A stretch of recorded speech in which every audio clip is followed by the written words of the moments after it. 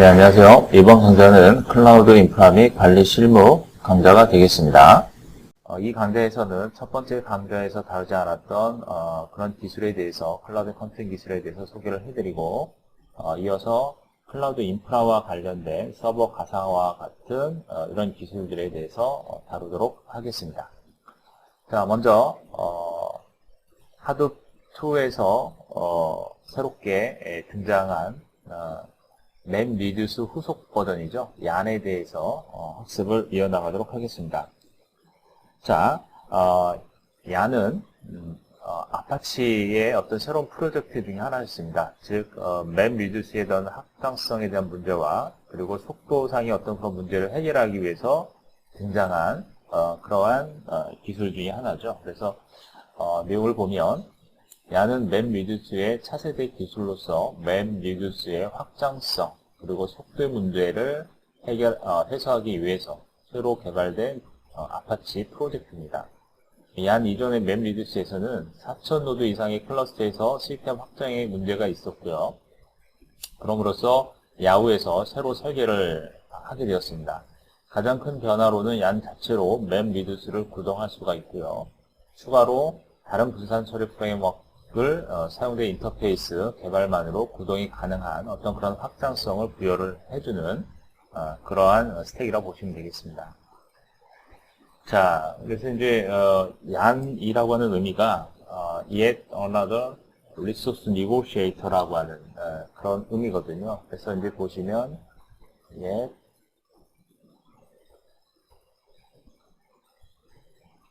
another resource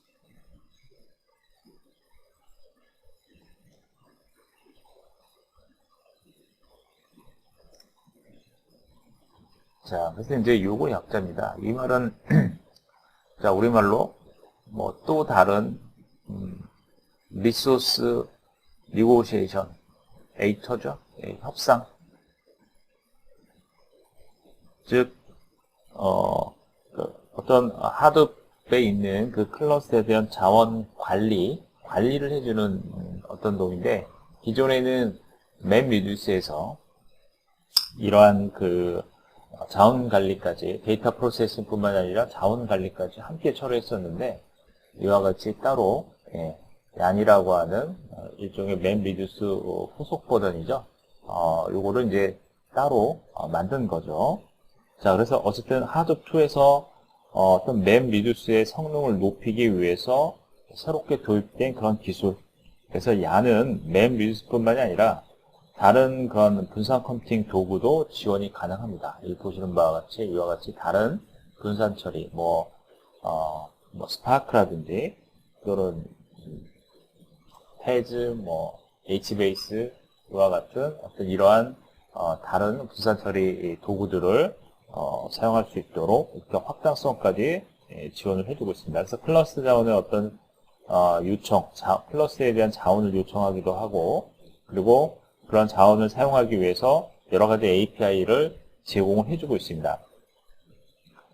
사용자 코드에서 직접 이런 API를 사용할 수는 없고요. 대신에 사용자는 얀이 그 내장하고 있는 그러니까 얀이 그 내장된 그 분산 컴퓨팅 프레임워크에서 어떤 높은 수준에 해당되는 API를 작성을 해야 합니다. 따라서 사용자가 자원 관리와 관련된 자세한 내용은 알 수가 없어요. 어쨌든 얀이라고 하는 것은 이와 같이 맵리듀스의 어떤 문제점에 의해서 등장하게 되는데, 좀 맵리듀스에 대한 문제점을 좀 자세히 보면, 첫 번째로는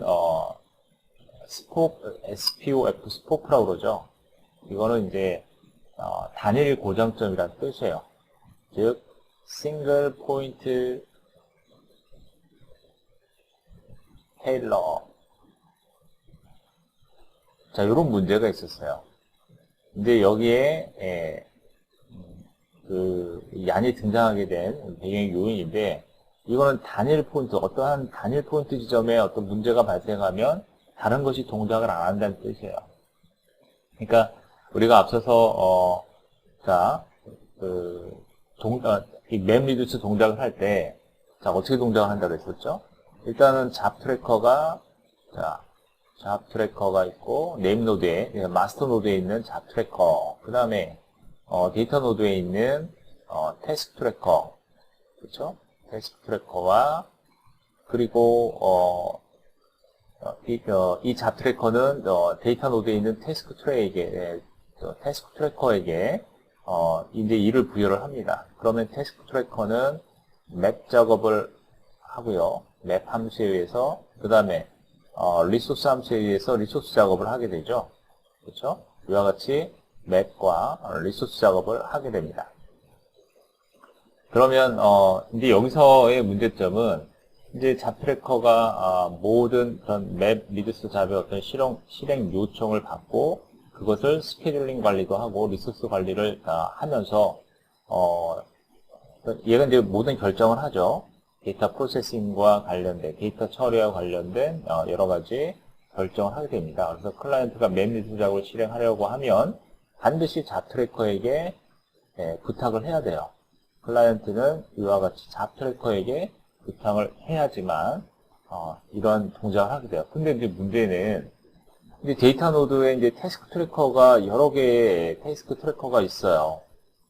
그래서 만일에 태스크 트래커가 문제가 발생했을 경우에는 잡 트래커가 얼마든지 네임 노드에 물어보고 데이터 노드에 또 다른 그 해당 렉에 동일 렉에 또 다른 데이터 노드가 있겠죠. 그러면 또 다른 데이터 노드의 태스크 트래커에게 일을 할 수가 있습니다. 그렇죠? 잡 트래커는 이 태스크 노드가 즉 데이터 노드가 일을 맡기려고 하는 그 데이터 노드에 어떤 다른 작업을 실행할 수 없는 상태라고 한다면 그것을 동일 렉에 또 다른 데이터 노드에게 일을 맡길 수가 있었어요. 이건 앞에서 다뤘던 내용입니다. 그렇죠? 그런데 이제 문제는 이렇게 태스크 트래커, 즉 데이터 노드에 있는 태스크 트래커는 문제가 없어요. 다들 문제가 없어요. 이런 경우에는 뭐 잡 트래커가 일만 맡기면 얼마든지 돌아갈 수 있다는 얘기죠. 그런데 중요한 거는 태스크 트래커가 이렇게 잘 돌아가고 있지만 이 잡 트래커가 만약에 문제가 발생한다라고 한다면 이 경우에는 일을 맡기지 못하죠, 얘가.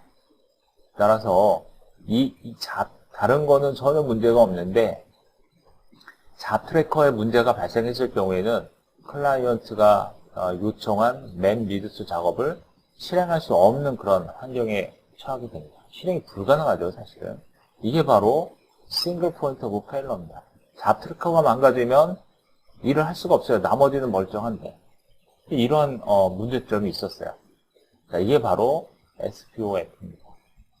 자, 그 다음에 두 번째 등장한 이슈라고 하면은 바로 이렇게 얀이 이제 등장하게 된 또 다른 이유는 바로 이제 메모리와 관련된 부분입니다. 즉 잡 트래커의 메모리와 관련된 이슈가 얀에 등장하게 된 또 다른 배경이 됩니다. 잡 트래커의 메모리 이슈입니다. 메모리 문제라고 보면 되겠죠. 그러니까 잡 트래커는 메모리 상에서 전체 잡의 어떤 실행 정보를 유지를 합니다. 그래서 이거를 이제 맵 리두스가 그 잡 관리하는 데 있어서 활용을 하게 되는 거고요. 이렇게 이제 메모리에 많은 정보를 유지를 하다 보니까 잡 트래커도 역시 많은 메모리가 필요하게 되죠. 그렇죠? 실제로 하드 클래스를 운영하다 보면 잡 트래커에 흰 메모리를 여유 있게 이제 할당을 해줘야 돼요. 메모리상에 흰 메모리입니다. 그래야지만 이런 많은 정보들을 활용할 수가 있거든요. 따라서 어쨌든 잡 트래커의 흰 메모리가 많이 할당을 하게 되고 많은 메모리가 필요하기 때문에, 그런데 문제는 이 잡 트래커의 메모리가 부족했을 경우가 문제입니다. 부족한 경우에는 잡에 대한 상태를 모니터링 할 수가 없어요. 그러니까 새로운 잡의 어떤 실행을 요청할 수도 없을 뿐만이 아니라 상태 모니터링 자체가 안 되는 거죠. 때문에 이 잡트래커는 바로 memReduce의 F가 또 되는 거죠. 다시 또 고장이 나는 거죠. 그럼 이게 고장이 나면 어떻게 돼요? 역시 일을 맡길 수가 없습니다. 진행이 안 되는 거죠. 그렇죠? 그래서 이러한 메모리상의 문제, 이 안이 등장하게 된 그런 요인 중에 하나고요. 그 다음에 이제 세 번째로는 memReduce의 그 리소스 관리 방식입니다. memReduce의 리소스 관리 방식, 리소스 관리 방식에 있어서의 어떤 문제점이 있었어요. 그러니까 memReduce는 기본적으로 이제 map과 reduce 이렇게 이제 따로 우리가 앞서서 배웠죠. 근데 얘는 이제 memReduce는 이제 슬롯이라고 하는 개념으로 클래스에서 실행이 됩니다. 슬롯. 그러니까 슬롯은 이제 여러분들 이제 PMP, 그러니까 예를 들어서 이제 여러분들 하드웨어적으로 이제 컴퓨터를 조립을 할 때 보면 PMP와 관련해서 PMP 이제 슬롯들이 있어요. 그러면 이제 필요한 어떤 드라이버 카드라든지 이런 것들은 슬롯에 연결하죠. 근데 뭐 필요한 메모리가 있다, 더 확장해야 되겠다라고 한다면 메모리 슬롯에다가 램이라든지 이런 것을 장착을 하게 됩니다. 그때 말하는 그 슬롯 개념이라고 보시면 돼요. 그러니까 필요하면 그때 슬롯에 끼우는 거죠. 그래서 이제 memReduce 역시 이런 슬롯 개념으로 이해를 하시면 됩니다. 그래서 클래스에서 실행할 수 있는 태스크의 개수를 이 슬롯이라는 개념으로 해서 관리를 한다. 그렇게 이해하시면 되겠죠. 그 슬롯은 이제 맵과 관련된 맵 태스크를 수행하기 위한 맵 슬롯이 있고요. 그 다음에 리듀스 태스크를 실행하기 위한 리듀스 슬롯, 이렇게 해서 맵 슬롯, 리듀스 슬롯 이러한 개념으로 구분을 할 수가 있습니다. 그래서 이제 설정되어 있는 맵 슬롯과 그 다음에 리듀스 슬롯을 모두 사용하고 있을 때는 별 문제가 없어요. 그런데 실행 중인 잡이 맵 슬롯만 사용을 하고 있거나 또는 리듀스 슬롯만 사용하고 있을 경우에는 다른 슬롯은 어떤 남는 자원이 되기 때문에 전체 클러스터 입장에서 봤을 때는 어때요? 리소스가 낭비가 되는 거죠.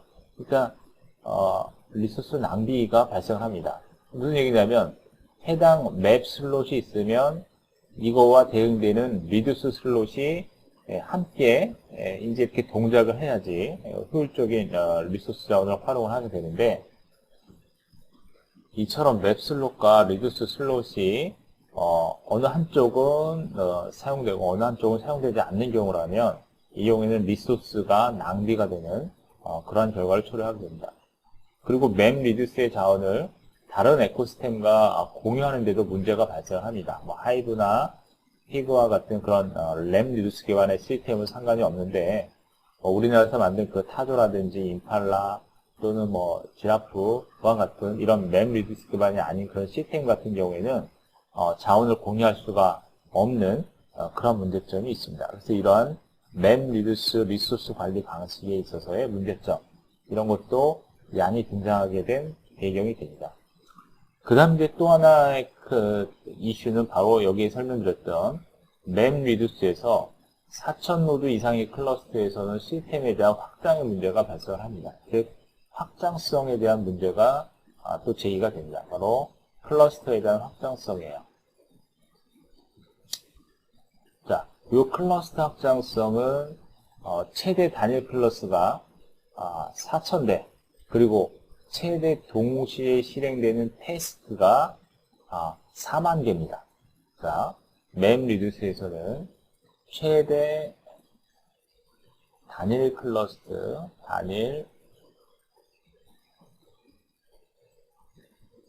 클러스터가 4000대고요.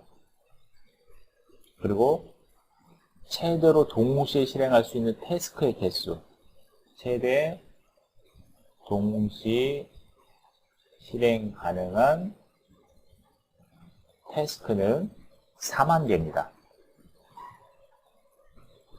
이거에 대한 한계가 있는 거죠.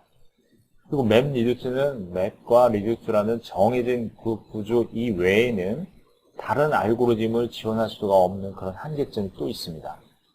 자, 클러스터 확장성의 문제, 그리고 맵 리듀스 구조, 맵 리듀스 구조 외에 다른 알고리즘을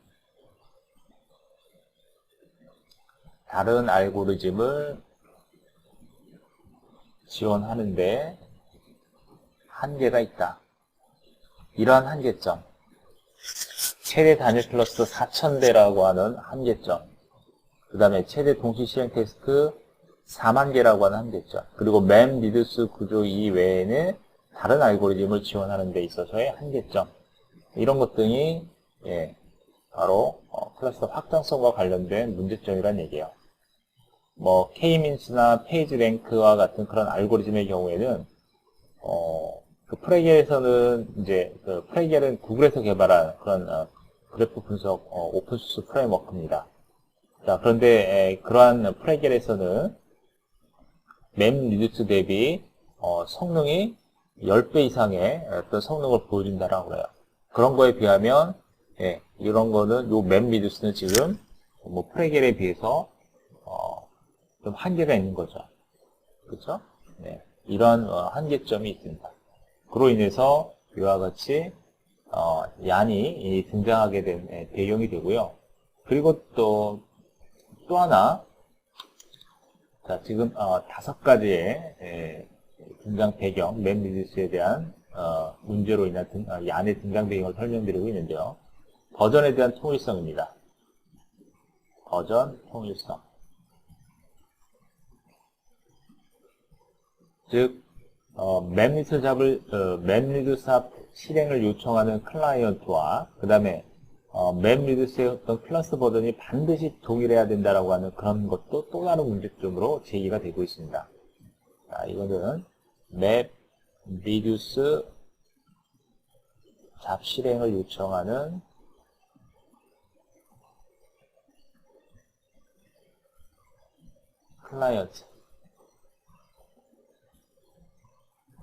클라이언트와 그 다음에 맵 리듀스의 클러스터 버전, 맵 리듀스의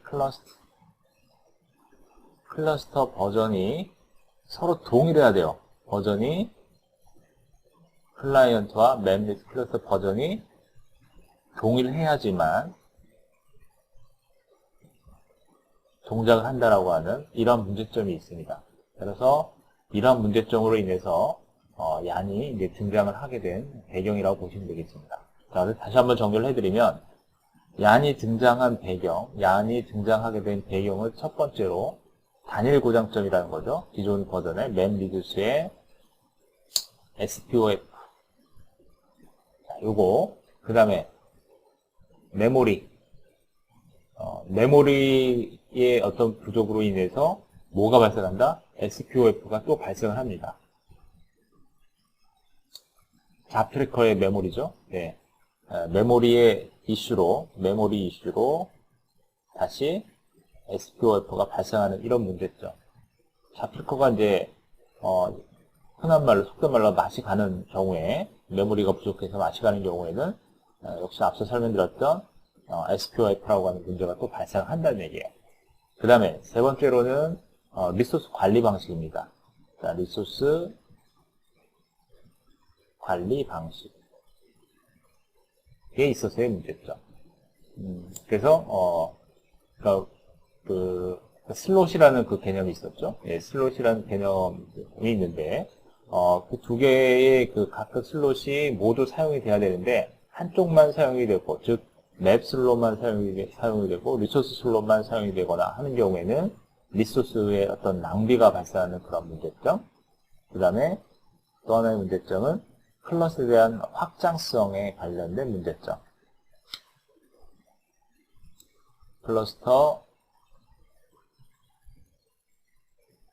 확장성과 관련된 문제점이 있었고요. 그 다음에 버전에 대한 클라이언트와 맵 리듀스 클러스터 버전에 대한 버전의 차이가 발생하게 되면 실행이 안 된다라고 하는 문제점. 그래서 버전에 대한 통일성, 이런 것 등이 기존 하드 버전 1에서는 문제가 됐었어요. 그래서 이제 등장한 것이 바로 얀이다. 그렇게 정의를 하시면 되겠습니다. 자, 그럼 얀에 대한 좀 구조를 좀 보면, 우선 왼쪽은 이제 하드 버전 1이고요. 그 다음에 오른쪽은 하드 버전 2입니다. 보시면 일단은 HDFS 상에서 보면 맵 리듀스가 그 위에 레이어로 있고요. 그 다음에 그 위에는 뭐 피그라든지 하이브, 그 밖에 다른 아더스라고 하는 층들이 위에 있습니다. 그리고 하드2 같은 경우에는 HDFS 위에 그와 같이 얀 계층이 있고, 그 위에 이와 같이 뭐 또 다른 여러 그 엔진들이, 실행 엔진들이 위에 뒷받침되고 있습니다. 그렇죠? 자, 요거는 이렇게 생각하시면 돼요.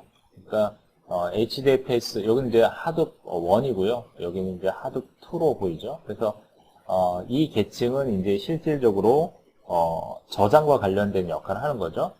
요거는 저장과 관련되고, 얘는 이제 보시면 여기서 계산을 했어요. 여기서 계산하고 관리도 얘가 했단 말이에요. 계산, 관리, 맵 리듀스 했는데, 이제는 이거를 어떻게 한다? 이거를 얀에서 계산을 하는 거죠. 주로 이제 관리를 한다 보면 되겠죠. 관리를 하고, 그 다음에 이제 그 위에 있는 것들은 전부 뭐예요? 소프트웨어들이죠. 그렇죠? 위에는 애플리케이션들입니다. 이거는 애플리케이션이라고 생각하시면 돼요. 그래서 뭐 테드라고 하는 애플리케이션 뭐 등등. 그래서 여기 이 애플리케이션에는 이제 여러 가지가 들어갈 수 있습니다. 여러 가지 것들이 확장이 돼서 들어가는 거죠. 뭐 지금 보시면 테즈라든지, 여기에 테즈라든지 또는 스파크라든지 또는 맵 리듀스도 따로 위에 들어가는 거예요. 맵 리듀스라든지 이런 어플리케이션들이 맵 리듀스 기반 어플리케이션들이라든지 이런 것 등이 이렇게 위에서 동작을 하도록 하는 거예요. 자, 구조는 이렇습니다. 그래서 이제 보시면 얀의 구조를 보면 얀 구조에 대한 부분은 잠시 후에 설명을 드리고요. 먼저 이제 여기서 이제 눈여겨보셔야 될 거는 잡 트래커의 어떤 주요 기능을 추상화시켰다라는 거예요. 그러니까 잡 트래커는 클러스터의 어떤 자원 관리뿐만 아니라 웹 애플리케이션의 어떤 그 라이프 사이클 관리까지 그 수행을 합니다. 잡 트래커. 잡 트래커는 얘는 클러스터에 대한 자원 관리도 하고요. 클러스터에 대한 자원 관리. 그리고 애플리케이션에 대한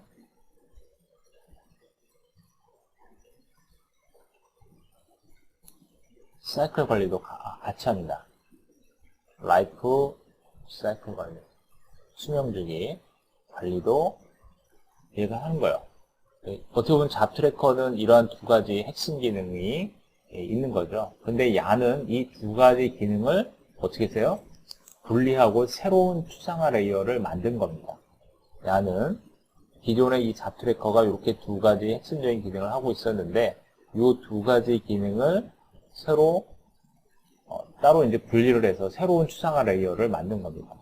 그래서 다양한 데이터 처리를 하는 그런 어플리케이션을 수용을 할 수 있도록 했죠. 그래서 기존의 맵 리듀스 같은 경우에는 반드시 이제 맵 리듀스 API로 그런 프로그램만 실행을 할 수 있었어요. 그런데 이 안에서는 보시는 바와 같이 맵 리듀스 기반의 프로그램도 실행이 되고 그리고 또 다른 이런 페이지나 또 다른 애플리케이션이 실행되도록 하고 있는 거고 이 맵 리듀스 계층이 여기에 있는 것들은 전부 맵 리듀스의 API만을 사용하는 것들로 잡혀 있는 거예요. 자, 그리고 이제 또 확장성 면에서 보면 기존의 맵 리듀스는 4,000개의 노드까지만 사용을 했어요. 근데 얀 같은 경우에는 노드가 10,000개까지의 노드로 확대가 됐고요. 그리고 클러스터에 대한 규모도 확대가 됨으로써 데이터 처리 작업 개수도 당연히 그만큼 상승을 했겠죠. 당연히 이제 커졌겠죠. 그 다음에 클러스터에 대한 활용 부분도 상당히 많이 개선이 되었습니다. 얀은 자원 관리를 위해서 리소스 매니저라고 하는 새로운 컴포넌트가 새롭게 개발이 됐습니다. 그 부분은 이제 뒤에서 설명드릴게요. 그래서 기존의 맵 리소스 같은 경우에는 앞서 설명드린 대로 맵 슬롯과 그 다음에 리두스 슬롯이라는 그런 개념으로 자원을 관리를 했어요. 그런데 리소스 매니저 같은 경우에는 CPU, 리소스 매니저는 CPU라든지 또는 메모리, 디스크, 네트워크 이런 것 등을 이런 인프라죠. 이런 그 IT 인프라 이런 것 등을 실제 가용 가능한 단위로 자원을 관리를 합니다. 그래서 이 안에서 실행되는 어플리케이션에 이 해당 자원들을 이렇게 배분하는 거죠. 이런 방식으로 클러스터에 대한 활용도를 개선시킨 것이 바로 얀이라고 생각하시면 되고요. 그 다음에 이제 또 하나는 워크로드에 대한 확장입니다. 워크로드 확장.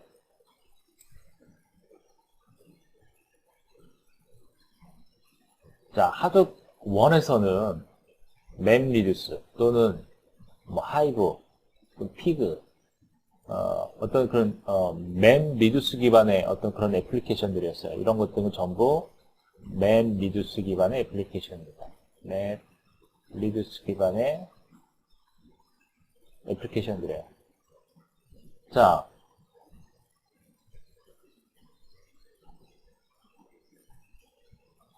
요런 것들만 실행이 됐어요. API만, 맵 리듀스 API로 구현된 그런 프로그램만 실행이 됐었는데, 얀은 맵 리듀스 뿐만이 아니라, 인터랙티브 질의도 가능하고, 그리고 실시간 처리도 가능하고, 그래프 알고리즘과 같은 다양한 그런 형태의 워크로드 확장이 가능하도록 하고 있습니다. 그리고 맵 리듀스에 대한 호환성입니다. 얀은 기존의 맵 리듀스 프로그램 코드를 수정하지 않고도 수행할 수 있도록 이런 맵 리듀스에 대한 호환성도 갖추고 있습니다. 자, 요게 이제 얀의 그 데이터 처리와 관련된 개선된 사항이라고 보시면 되겠습니다. 자크 트래커에 대한 주요 기능을 추상화시켜서 새로운 추상화 레이어를 만들었고, 그 다음에 다양한 데이터 처리를 할 수 있는 어플리케이션을 수용을 해줬고요. 자, 그러면 이 안의 구조에 대해서 좀 간단하게 좀 설명을 드리면 우선 일단 간단하게 설명드리고 다음 시간에 이어서 좀 자세하게 이어 설명을 드리겠습니다. 이 안의 구조는 이제 크게 리소스 매니저가 있고요. 리소스 매니저가 있고, 자,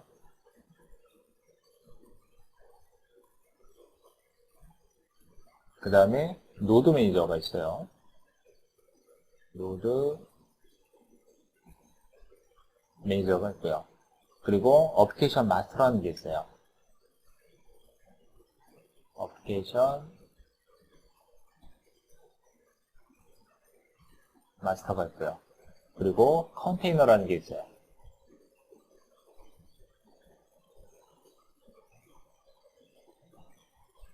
그래서 이제 크게 리소스 매니저, 노드 매니저, 그 다음에 어플리케이션 마스터, 그리고 컨테이너, 이렇게 구조가 이러한 구조로 이루어져 있습니다. 이러한 구성으로 이루어져 있습니다. 그래서 리소스 매니저는 이제 클래스 전체를 관리하는 그런 역할을 하는 거예요. 그래서 얘는 마스터 서버 역할을 담당한다고 생각하시면 돼요. 그리고 응용 프로그램의 요청을 얘가 기다리고 있다가 앞서서 이제 클라이언트의 어떤 요청을 받잖아요. 그래서 얘가 이제 리소스 매니저가 어떤 그런 여러 가지 애플리케이션에 대한 요청을 받는 거죠. 애플리케이션 요청을 받는 거예요. 그러니까 결국은 얘는 이제 마스터 서버 역할을 하는 거예요. 요청을 받아서 이제 그걸 처리하는데, 어쨌든 클러스에서 발생한 작업을 관리하는 애플리케이션 매니저를 얘가 내장을 하고 있습니다. 갖추고 있어요. 그래서 응용 프로그램들 간의 어떤 자원 사용에 대한 그런 여러 가지 조율 작업을 얘가 해주는 거죠. 그렇죠? 앞서 설명드렸지만 얀 같은 경우에는 CPU나 디스크 또는 메모리, 또는 네트워크와 같은 이런 자원들을 효율적으로 관리할 수 있도록 하는 그런 어떤 그런 개선된 기능을 갖고 있다라고 그랬어요. 그 다음에 이제 이 노드 매니저는 각 노드마다 하나의 그 노드 매니저가 존재를 합니다. 그래서 이제 뭐 슬레이브 노드 자원을 모니터링 하면서 관리를 해주는 그런 역할을 하게 되고요. 얘는 리소스 매니저라고 하는 놈의 지시를 받습니다. 그래서 하드보든 원에서는 잡 트래커에 의해서 여러 데이터 노드들이 태스크 트래커 이제 일을 지시를 받고 했었죠. 근데 그런 부분이 좀 달라졌죠. 그리고 애플리케이션 마스터라는 게 있는데 애플리케이션 마스터는 노드 매니저와 함께 이제 제공이 됩니다. 번들 형태로서 제공이 되고 작업당 하나씩 생성이 되면서 컨테이너를 사용을 합니다. 그 컨테이너라고 하는 거는 뭐 CPU나 디스크 또 메모리와 같은 이러한 속성이 있어요. 그래서 이러한 속성으로 컨테이너를 정의를 하게 되고요. 이러한 속성들은 뭐 그래프 처리라든지 또는 뭐 여러 가지 뭐 MPI와 같은 여러 응용 프로그램을 지원하는데 사용을 하게 됩니다. 그래서 모든 작업은 여러 개의 태스크로 세분화되고 그리고 각 태스크들은 전부 어디서 실행이 되는 거예요? 결국은 이 하나의 컨테이너 안에서 실행이 되도록 하고 있는 거죠. 그래서 필요한 자원의 요청들은 애플리케이션 마스터가 담당을 하는 거고 그거에 대한 자원을 줄 수 있냐 없냐는 최종적으로 누가 하는 거예요?